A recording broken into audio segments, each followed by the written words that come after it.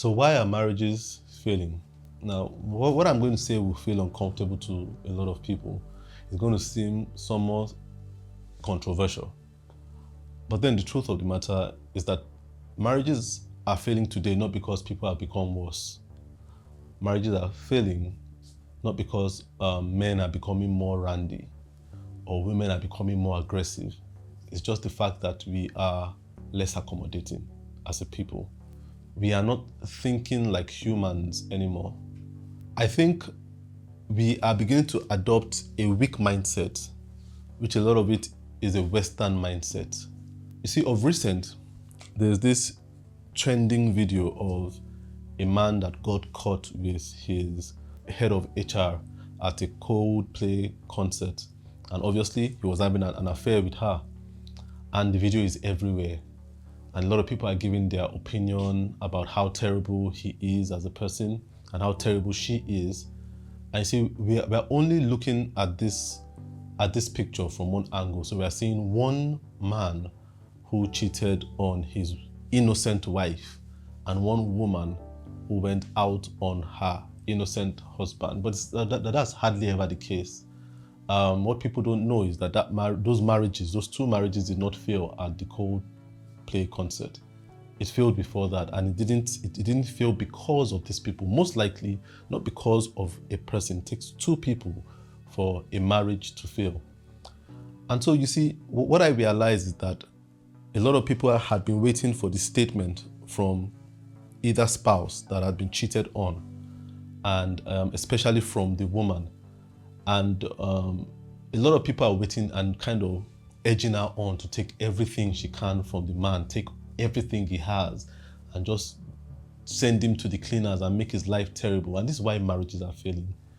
It's because of the third party. The third party on that WhatsApp group, on that Instagram page. You see, I'm not playing down what the impact, the terrible impact of infidelity. But what I'm telling us is that we are looking away at the terrible impact of everybody seeing somebody's failing marriage and having an opinion. So the problem is that WhatsApp group. The problem is those people in the comment section that are making these other parties feel like this is the end of the marriage, which it doesn't have to be. You see, back in the day, our great-grandparents were not any better. Their marriages did not last because they had virtue or because men did not go out or women did not have indiscretions. The problem is when they had issues, they solved it within the home. It wasn't the village square that solved that. The problem is this village square mentality we have. So you have people going into marriage, and when they have an issue in their marriage, the first person that hears about it is the admin of a group, especially with women. So they talk about a lot of personal things in marriage, and you have people contribute toxic opinions, and people are not willing to work things out in marriages anymore. You see, the marriage has become a place where people want to go to find happiness. But that's a wrong mentality. You do not go into marriage to find happiness. So people say, I left him because he wasn't making me happy. I left her because she wasn't making me happy. The question is, did you ever understand what happiness was as a person on your own?